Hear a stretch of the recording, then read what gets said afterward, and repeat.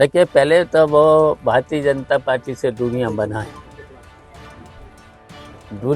Bharatiya Janata party से। अगर दूरियां बनाए तो बात आगे बढ़े। देखिए, भारतीय जनता पार्टी सत्ता में रहने के लिए कुछ भी कर सकती है।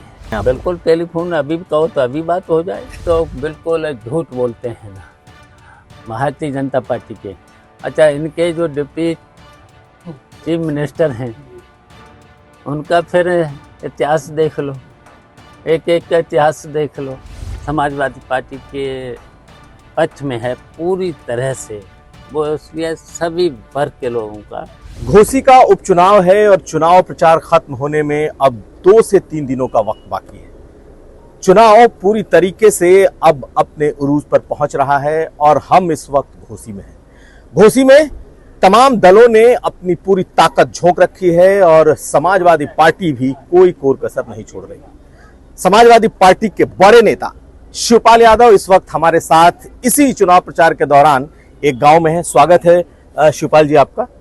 और शिवपाल यादव समाजवादी पार्टी के मास्टर स्ट्रेटेजिस्ट, यानी कि जब से इन्होंने दोबारा समाजवादी पार्टी में एक तरीके से कमान संभाली है संगठन की, तब से संगठन बदला बदला भी नजर आ रहा है। और इस बार भी बहुत कुछ हार और जीत की जिम्मेदारी यूं तो पार्टी कार्यकर्ताओं पर है, लेकिन कहा जा रहा है कि शिवपाल यादव का बड़ा रोल होगा। तो सर, इसी बात से शुरुआत करते हैं। ये चुनाव आपकी नजर में कितना अहम है और आप इस चुनाव को कैसे देख रहे हैं? क्योंकि आप अभी इस वक्त जहां से आ रहे हैं, कलेक्ट्रेट से मिल करके आ रहे हैं, और ये आरोप भी आप लगा रहे हैं कि प्रशासनिक तौर पर कुछ आप लोगों के साथ ज्यादतियां हो रही हैं। किस तरीके से देख रहे हैं? देखिए, ये चुनाव बहुत ही महत्वपूर्ण है समाजवादी पार्टी के लिए, और समाजवादी पार्टी के सभी कार्यकर्ता इस चुनाव में जुटे हुए हैं। और यहाँ पर माहौल समाजवादी पार्टी के पक्ष में है पूरी तरह से, वो इसलिए सभी वर्ग के लोगों का यहाँ पर जो समाजवादी पार्टी के प्रत्याशी सुधाकर सिंह हैं उनको मिल रहा है। तो जीत तो निश्चित है और बड़ी जीत होगी, लेकिन कुछ कंप्लेंट हैं प्रशासन की तरफ से, और यहाँ पर जो सरकार के मंत्री घूम रहे हैं वो प्रशासनिक अधिकारियों पर दबाव दे रहे हैं। बहुत बड़ी तादाद में घूम रहे हैं, बहुत सारे मंत्री यही सारे के सारे मंत्री अब घूम रहे हैं। तब भी यहाँ की जनता ने मन बना लिया है समाजवादी पार्टी के प्रत्याशी जो सुधाकर सिंह हैं उनके पक्ष में, सभी वर्ग के लोग। लेकिन अब जब इतना प्रशासन के लोग दबाव दे रहे हैं कहीं कहीं पर, जैसे कुछ थाने के थाना अध्यक्ष हैं वो भी कहीं कहीं दबाव देते हैं, धमकाने का काम करते हैं, कहीं बिजली का तार काट रहे हैं, कहीं पानी का तार काट रहे हैं। इस तरीके से अब करने लगे हैं, प्रशासनिक अधिकारियों करने लगे हैं। तो इसे रोकना है। समाजवादी पार्टी के हमारे जो कार्यकर्ता हैं, जो हमारा संगठन है, इसे रोकेगा और रोकेंगे और चुनाव पक्ष में चुनाव जीता जाएगा। आपको लग रहा है कि चुनाव आपके पक्ष में है? इतना होने के बाद भी आप लोग इस चुनाव को जीत जाएंगे? पूरी तरह से। आप लोग अभी चुनाव देख ही चुके हैं, थोड़े दिन पहले 6 महीना पहले मैनपुरी का चुनाव देख ही चुके हैं। वहाँ का कम किया था उन्होंने, लेकिन समाजवादी पार्टी के कार्यकर्ताओं ने बिल्कुल दबे नहीं थे और वोट डाला। जब वोट आपके कार्यकर्ता डटे हुए हैं, डटे रहेंगे? बिल्कुल डटे हैं और डटे रहेंगे। और फिर अगर इस तरह की गड़बड़ियां दिखाई देंगी तो समाजवादी पार्टी का संगठन इतना है, आप लोग समझते ही हैं, समाजवादी पार्टी का संगठन फिर तो आंदोलन पर उतारू हो जाएगा। फिर आपके बारे में भी की जिम्मेदारी होगी। आपके बारे में भी ये माना जाता है कि जहां कार्यकर्ताओं पर कुछ होता है, निर्वाचन राजस्व संहिता है उसका बिल्कुल पालन करेंगे और राजस्व संहिता का पालन वो भी करें। वोट ज्यादा से ज्यादा पड़ने दें, निष्पक्ष चुनाव करें और पारदर्शी दिखना भी चाहिए, दिखे भी पारदर्शी। अगर अधिकारी लोगों के माध्यम से अगर बेईमानी पर उतारू होंगे तो जनता ही तो मुकाबला करेंगे। हमारे समाजवादी पार्टी के कार्यकर्ता मुकाबला करेंगे। लेकिन मुकाबला करने में आप तो सबसे आगे आते हैं। कहा यह जाता है मैनपुरी में हुआ तो आप हम पहुंच तो गए यहीं रहेंगे, लगातार यहीं रहेंगे, चुनाव तक यहीं रहेंगे। लेकिन जो निर्वाचन राजद संहिता है उसका हम बिल्कुल पालन करेंगे। उनके मंत्री भी यही पालन करें, वो भी तो पालन करें। आपको लग रहा है कि जितने मंत्रियों की फौज आई है ये कुछ ज्यादा ही हो रहा है एक चुनाव में? चलिए, अब वो तो अब है, मंत्रियों का है, लेकिन निर्वाचन राजद संहिता उसका पालन मंत्रियों को करना चाहिए। सर, पीडीए की बात की गई, लेकिन बीजेपी ने जो उम्मीदवार उतारा है वो तो बिल्कुल चौहान जाति से, यानी कि पीडीए का पीडी कहा जा रहा है कि वो तो बीजेपी उसे लेकर के चल रही है।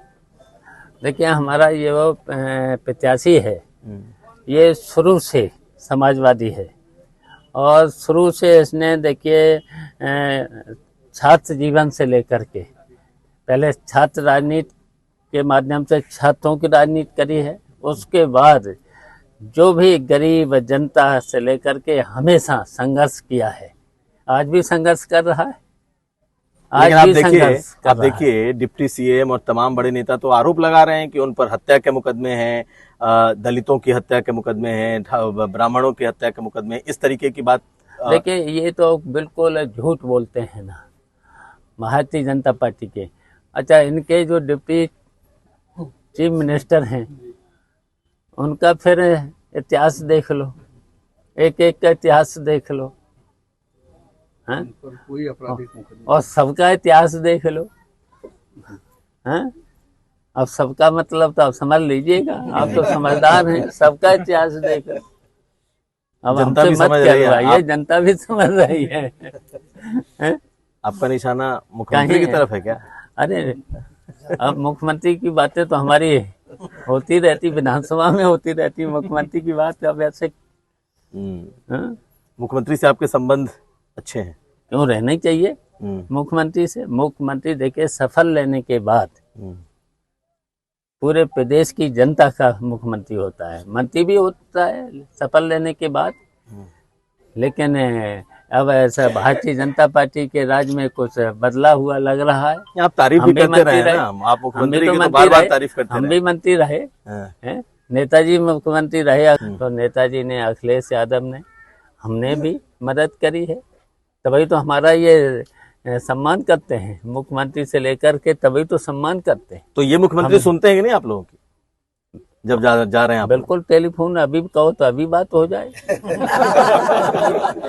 लेकिन मुख्यमंत्री आपके लाइन पे रहते हैं, फोन पे रहते हैं, बात हो जाती है? बिल्कुल बात हो जाती है, जब भी हम करना चाहें तो। बात कम होती है लेकिन करना चाहें तो बात हो जाएगी और होना चाहिए। जब मैंने इस बात करी है, हम भी तो मंत्री रह चुके हैं।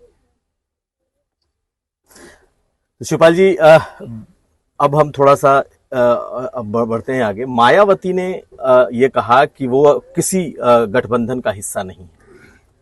आपको लगता है कि मायावती के इस बयान के बाद आप लोगों की मुश्किलें बढ़ गई? देखिए, पहले तो वो भारतीय जनता पार्टी से दूरियां बनाए भारतीय जनता पार्टी से। अगर दूरियां बनाए तो बात आगे बढ़े। आपको लगता है अभी नजदीकियां हैं दोनों के बीच? अब तो वो तो आपको भी पता है, पूरे प्रदेश की जनता को पता है, किसको पता नहीं?